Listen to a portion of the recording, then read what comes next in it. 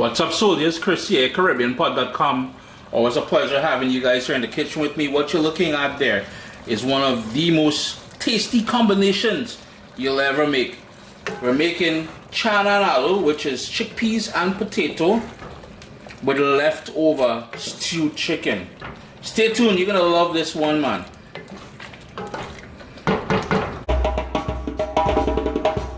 And the simplest way I've found to drain the chickpeas, so just put it into a strainer, just work it around, because these things are packed in a lot of sodium, and the more grit and that sodium we can wash out, the better it is. I'm going to use 2 cans, but for now we're just going to rinse this out, and into a bowl I want to show you a second tip. And the second tip I want to share with you, now this is totally optional. You can use the chickpeas or Channa, garbanzo beans, whatever you call it, as it is there. What I don't like, each bean, each pea, whatever you call it, there's a sort of a shell or a skin on it.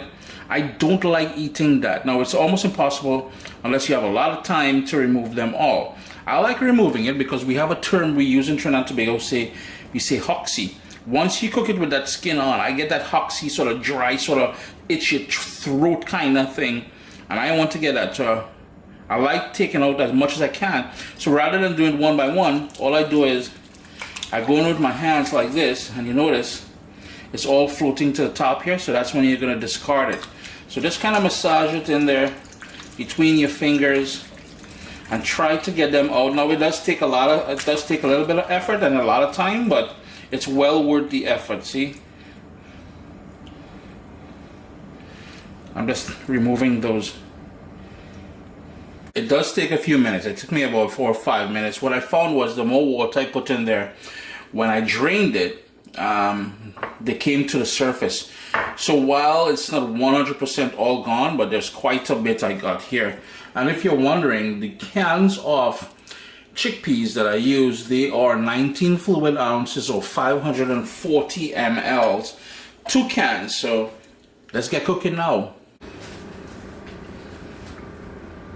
We're going to stray a little bit from the way you guys are accustomed to seeing me make my curry dishes. And here I have 2 tablespoons of curry. We're going to stray a little bit in the way we make this. We're going to make this curry with a slurry. We're going to start off with a slurry, another way I usually start off my curry dishes. 2 tablespoons of curry powder. To that we're going to add some roasted geera. And roasted geera is pretty much dry roasted cumin, so that's what we got in there. I've got here a tablespoon of Caribbean green seasoning. And if you're new to Caribbean cooking, Caribbean green seasoning is simply a puree or a blend of all the herbs along with garlic and seasoning peppers that we like using in our dishes. Use it in meat dishes, fish dishes, vegetarian dishes. It goes in just about everything. To that, I've got here some garlic, just smashed, and I've got onion. That's going to go in there as well too. Along with fresh ground black pepper,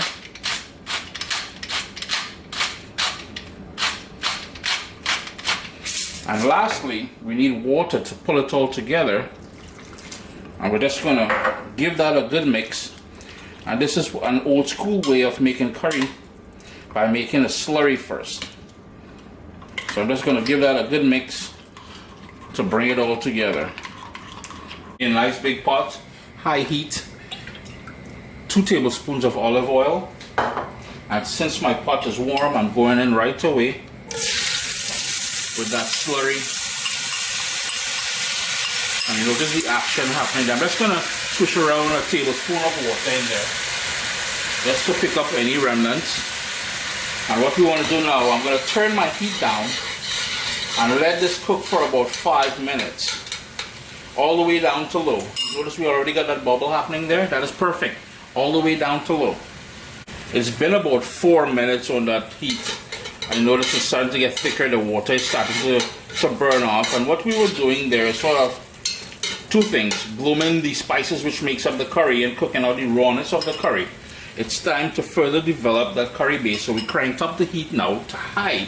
And we want to burn off all the liquid that's in the pot till you have a thick sort of paste on the bottom. It doesn't take long and you don't want to burn it, so keep an eye on things. You're going to start seeing the oil that we started off with, and your kitchen should have that nice aroma of garlic, onion, and the spices of the curry. Here is where I like, and you're going to see it clumping. It's clumping. I like to go in with the spice, the heat element, which is a half of a scotch bonnet pepper. If you don't want raw heat, you can not use the white membrane and seeds surrounding the seeds. Try to keep that out, but as soon as you start seeing separation like that, that is perfect. Here is where now we're going to add chickpeas to the pot. If there's some liquid, that is fine as well. And then we're going to stir it because we want to deglaze the bottom of the pot with the liquid that's there. Plus we want to coat the chickpeas with the curry base that we have here. My heat is still on high.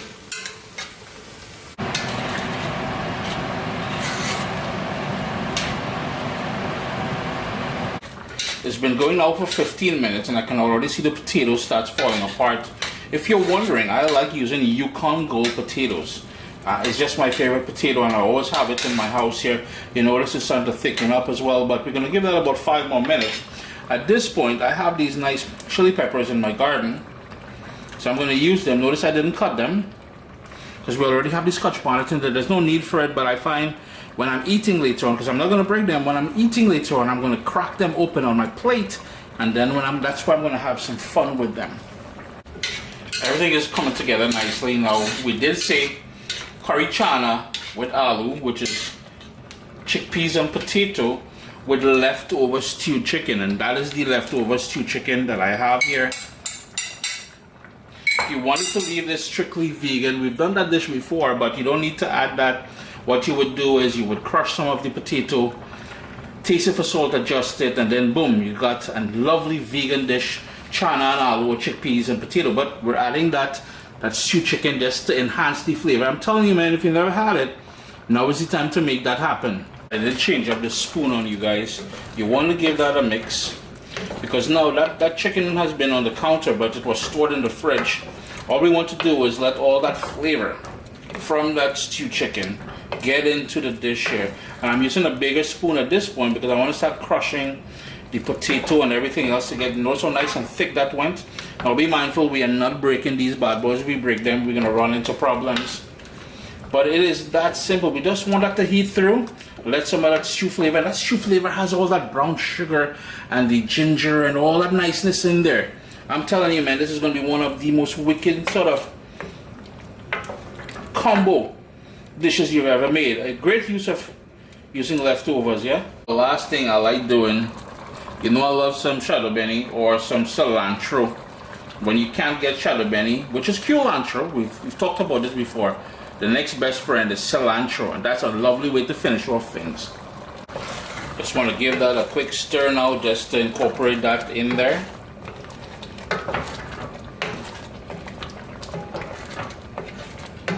Sup, soldiers? Listen, if you enjoy this recipe, I'd really appreciate it if you hit subscribe and click that bell notification thing. If you've made the recipe, take a picture and send it to me. Email address down here. I mean, trying to tell people the email address, them butts will take the address and do all kind of thing with it. And tag me on Instagram at caribbeanpot. I really appreciate you guys, and thanks for being in my kitchen with me today. Irene. Basically, you're done. It is that simple. Rice, roti, whatever you want to eat it with, whatever you have on hand. I mean, they say flex. Chris here, caribbeanpot.com. Always a pleasure having you guys here in the kitchen with me. Channa and aloo, or chickpeas and potato with leftover stewed chicken.